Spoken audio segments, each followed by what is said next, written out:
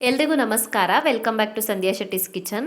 ಇವತ್ತಿನ ವಿಡಿಯೋದಲ್ಲಿ ರುಚಿಯಾಗಿ ಗೆಣಸಿನ ಹಲ್ವಾನ ಯಾವ ಥರ ಮಾಡೋದಂತ ತೋರಿಸ್ತಾ ಇದ್ದೀನಿ. ಸಿಹಿ ಗೆಣಸಿನ ಹಲ್ವಾನ ತಕ್ಷಣಕ್ಕೆ ಏನಾದರೂ ಸ್ವೀಟ್ ತಿನ್ನಬೇಕು ಅನಿಸಿದ್ರೆ ಈ ಥರ ಹಲ್ವಾನ ರೆಡಿ ಮಾಡ್ಕೊಳ್ಬೋದು. ಜಾಸ್ತಿ ಟೈಮ್ ಸಹ ಬೇಕಾಗೋದಿಲ್ಲ ಇದನ್ನು ಮಾಡೋದಕ್ಕೆ. ಒಂದು 20 ನಿಮಿಷದೊಳಗಡೆ ರೆಡಿ ಮಾಡ್ಕೊಳ್ಬೋದು ಮತ್ತು ಜಾಸ್ತಿ ಸಾಮಗ್ರಿ ಕೂಡ ಬೇಕಾಗೋದಿಲ್ಲ.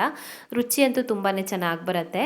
ರೆಸಿಪಿ ಶುರು ಮಾಡೋದಕ್ಕಿಂತಲೂ ಮುಂಚೆ ನೀವು ನನ್ನ ಚಾನಲ್ಗೆ ಇನ್ನೂ ಸಬ್ಸ್ಕ್ರೈಬ್ ಮಾಡಿಲ್ಲ ಅಂದರೆ ಇವಾಗಲೇ ಸಬ್ಸ್ಕ್ರೈಬ್ ಮಾಡ್ಕೊಳ್ಳಿ. ಹಾಗೆಯೇ ಬೆಲ್ ಐಕಾನನ್ನು ಪ್ರೆಸ್ ಮಾಡಿಬಿಟ್ಟು ನೋಟಿಫಿಕೇಷನನ್ನು ಆನ್ ಮಾಡ್ಕೊಳ್ಳಿ. ಗೆಣಸಿನ ಹಲ್ವಾ ಮಾಡೋದಕ್ಕೆ ನಾನಿಲ್ಲಿ 2 ಮೀಡಿಯಮ್ ಸೈಜ್ನ ಗೆಣಸನ್ನು ಬೇಯಿಸಿಟ್ಕೊಂಡಿದ್ದೀನಿ. ಆಲ್ರೆಡಿ ಬೆಂದಿದೆ. ಇದು ಸಿಪ್ಪೆ ತೆಕ್ಕೊಳ್ಬೇಕು. ಕುಕ್ಕರ್ಗೆ ಹಾಕಿಬಿಟ್ಟು ಒಂದು 3 ವಿಷಲ್ ಕೂಗಿಸ್ಕೊಂಡ್ರೆ ಆಯಿತು. ಬೇಗನೆ ಬೆಂದ್ಬಿಡುತ್ತೆ. ಅಥವಾ ನಾರ್ಮಲ್ ಆಗಿ ಪಾತ್ರೆಯಲ್ಲಿ ನೀರು ಹಾಕಿಬಿಟ್ಟು ಕುದಿಸಿ ಕೂಡ ಬೇಯಿಸ್ಕೊಳ್ಬೋದು. ಗೆಣಸು ಬೇಯೋದಕ್ಕೆ ಜಾಸ್ತಿ ಟೈಮ್ ಏನೂ ಬೇಕಾಗೋದಿಲ್ಲ.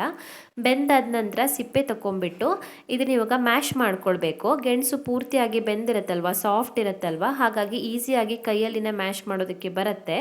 ಇಲ್ಲಾಂದರೆ ಮಿಕ್ಸಿಗೆ ಹಾಕಿ ರುಬ್ಬಿ ಕೂಡ ಮ್ಯಾಶ್ ಮಾಡ್ಕೊಳ್ಬೋದು. ಮೆತ್ತಗಾಗಬೇಕಿದು ನೋಡಿ, ಈ ಥರ ನುಣ್ಣಗಾಗಬೇಕು. ಅಲ್ಲಿವರೆಗೂ ಮ್ಯಾಶ್ ಮಾಡ್ಕೊಳ್ಬೇಕು.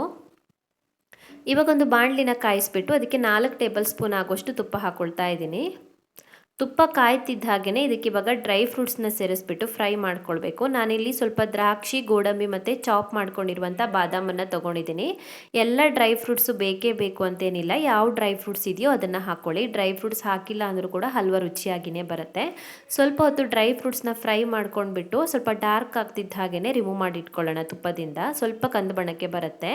ತುಪ್ಪದಿಂದ ಡ್ರೈ ಫ್ರೂಟ್ಸ್ನ ತೆಗೆದಿಟ್ಕೊಂಡ ನಂತರ ಇವಾಗ ಬಾಣಲಿನಲ್ಲಿ ಉಳಿದಿರುವಂಥ ತುಪ್ಪಕ್ಕೆ ನಾವು ಮ್ಯಾಶ್ ಮಾಡಿ ಇಟ್ಕೊಂಡಿರುವಂಥ ಗೆಣಸನ್ನು ಸೇರಿಸ್ಬಿಟ್ಟು ಫ್ರೈ ಮಾಡ್ಕೊಳ್ಬೇಕು. ಸೌಟಲ್ಲಿ ಪ್ರೆಸ್ ಮಾಡಿಬಿಟ್ಟು ಮಿಕ್ಸ್ ಮಾಡ್ಕೊಳ್ತಾ ಇರಿ. ಪೂರ್ತಿಯಾಗಿ ಹಲ್ವಾ ಮುಗಿಯೋವರೆಗೂ ಉರಿನ ಮೀಡಿಯಮ್ ಫ್ಲೇಮಲ್ಲಿನೇ ಇಟ್ಕೊಳ್ಳಿ. ಮೀಡಿಯಮ್ ಫ್ಲೇಮಲ್ಲಿನೇ ಕುಕ್ ಮಾಡ್ಕೊಳ್ಬೇಕು. ಇದನ್ನು ಚೆನ್ನಾಗಿ ಮಿಕ್ಸ್ ಮಾಡಿಕೊಂಡು ತುಪ್ಪ ಎಲ್ಲ ಹೀರ್ಕೊಂಡ ನಂತರ ಮತ್ತೆ ಸ್ವಲ್ಪ ತುಪ್ಪ ಹಾಕ್ಕೊಳ್ತಾ ಇದ್ದೀನಿ.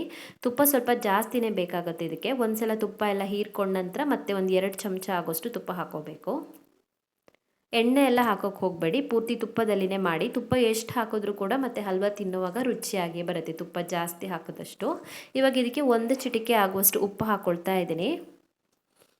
ಹಾಗೆಯೇ 3ರಿಂದ 4 ಚಿಟಿಕೆ ಆಗುವಷ್ಟು ಏಲಕ್ಕಿ ಪುಡಿ ಹಾಕ್ಕೊಳ್ತಾ ಇದ್ದೀನಿ. ಏಲಕ್ಕಿ ಪುಡಿ ಇಲ್ಲ ಅಂದರೆ ಒಂದು 2ರಿಂದ 3 ಪೀಸ್ ಆಗುವಷ್ಟು ಏಲಕ್ಕಿನ ಜಜ್ಜಿ ಕೂಡ ಹಾಕ್ಕೊಳ್ಬೋದು.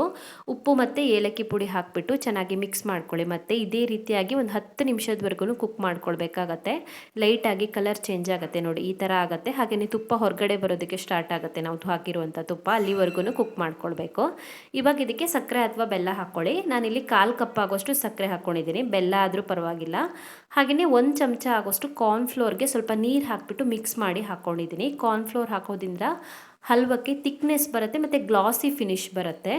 ಸೊ ಕಾರ್ನ್ಫ್ಲೋರ್ ವಾಟರ್ ಮತ್ತು ಸಕ್ಕರೆ ಹಾಕಿಬಿಟ್ಟು ಚೆನ್ನಾಗಿ ಮಿಕ್ಸ್ ಮಾಡ್ಕೊಳ್ಳಿ. ಸಕ್ಕರೆ ಪೂರ್ತಿಯಾಗಿ ಕರಗಬೇಕು. ಇದನ್ನ ಇವಾಗ ಇನ್ನೂ ಒಂದು 10 ನಿಮಿಷದವರೆಗಾದ್ರೂ ಮೀಡಿಯಮ್ ಫ್ಲೇಮಲ್ಲಿ ಕುಕ್ ಮಾಡ್ಕೊಳ್ಬೇಕಾಗತ್ತೆ. ಉರಿನ ಮೀಡಿಯಮ್ ಫ್ಲೇಮಲ್ಲೇ ಇಟ್ಕೊಳ್ಳಿ. ಹೈ ಫ್ಲೇಮಲ್ಲಿ ಇಟ್ಟರೆ ಸೀದು ಹೋಗ್ಬೋದು. ಮೀಡಿಯಮ್ ಫ್ಲೇಮಲ್ಲಿ ಇನ್ನು ಒಂದು 10 ನಿಮಿಷದವರೆಗೂ ಇದೇ ರೀತಿಯಾಗಿ ಕಂಟಿನ್ಯೂಸ್ ಆಗಿ ಮಿಕ್ಸ್ ಮಾಡ್ಕೊಳ್ತಾ ಇರಬೇಕು. ಕಂಟಿನ್ಯೂಸ್ ಆಗಿ ಮಿಕ್ಸ್ ಮಾಡ್ಕೊಳ್ತಾ ಕುಕ್ ಮಾಡ್ಕೊಳ್ಬೇಕು. ಸೊ ನಾವು ಹಾಕಿರುವಂಥ ತುಪ್ಪ ಎಲ್ಲ ಹೊರಗಡೆ ಬರೋದಕ್ಕೆ ಸ್ಟಾರ್ಟ್ ಆಗುತ್ತೆ. ಅಲ್ಲಿವರೆಗೂ ಕುಕ್ ಮಾಡ್ಕೊಳ್ಬೇಕು. ನೋಡಿ, ಈ ಥರ ಆಗುತ್ತೆ. ತುಪ್ಪ ಎಲ್ಲ ಹೊರಗಡೆ ಬರ್ತಾ ಇದೆ ನೋಡಿ. ಸೊ ಇಲ್ಲಿವರೆಗೂ ಕುಕ್ ಮಾಡ್ಕೊಳ್ಬೇಕು. ಕೊನೆಯಲ್ಲಿ ಇದಕ್ಕೆ ನಾವು ಆಲ್ರೆಡಿ ಫ್ರೈ ಮಾಡಿ ಇಟ್ಕೊಂಡಿರುವಂಥ ಡ್ರೈ ಫ್ರೂಟ್ಸನ್ನು ಹಾಕಿ ಮಿಕ್ಸ್ ಮಾಡಿಕೊಂಡ್ರೆ ಆಯಿತು. ತುಂಬಾ ಟೇಸ್ಟಿ ಆಗಿರುವಂಥ ಗೆಣಸಿನ ಹಲ್ವಾ ರೆಡಿ ಆಗುತ್ತೆ. ಕ್ವಿಕ್ಕಾಗಿ ರೆಡಿ ಮಾಡ್ಕೊಳ್ಬೋದು. ಇದನ್ನು ಜಾಸ್ತಿ ಸಾಮಗ್ರಿಗಳು ಕೂಡ ಬೇಕಾಗೋದಿಲ್ಲ. ಡ್ರೈ ಫ್ರೂಟ್ಸ್ ಹಾಕಿಲ್ಲ ಅಂದರೂ ಪರವಾಗಿಲ್ಲ. ಜಸ್ಟ್ ತುಪ್ಪ, ಗೆಣಸು ಮತ್ತು ಸ್ವೀಟ್ಸ್ ಹಾಕಿ ಮಾಡ್ಬೋದು. ರುಚಿ ಅಂತೂ ತುಂಬಾ ಚೆನ್ನಾಗಿರುತ್ತೆ. ತಿನ್ನೋದಕ್ಕೆ ತುಂಬಾ ಚೆನ್ನಾಗಾಗುತ್ತೆ. ಸೊ ನೀವು ಕೂಡ ಒಂದ್ಸಲ ಟ್ರೈ ಮಾಡಿ. ಸೊ ಇವತ್ತು ಹಾಕಿರುವಂಥ ಈ ಗೆಣಸಿನ ಹಲ್ವಾ ರೆಸಿಪಿ ನಿಮಗೆ ಇಷ್ಟ ಆಗಿದ್ದರೆ ವಿಡಿಯೋಗೊಂದು ಲೈಕ್ ಕೊಡಿ. ಕಮೆಂಟಲ್ಲಿ ತಿಳಿಸಿ ಹೇಗಿದೆ ಅಂತ. ಇನ್ನೂ ಹೆಚ್ಚಿನ ವಿಡಿಯೋಗಳಿಗೆ ನನ್ನ ಯೂಟ್ಯೂಬ್ ಚಾನಲನ್ನು ಸಬ್ಸ್ಕ್ರೈಬ್ ಮಾಡ್ಕೊಳ್ಳೋದನ್ನು ಮರಿಬೇಡಿ.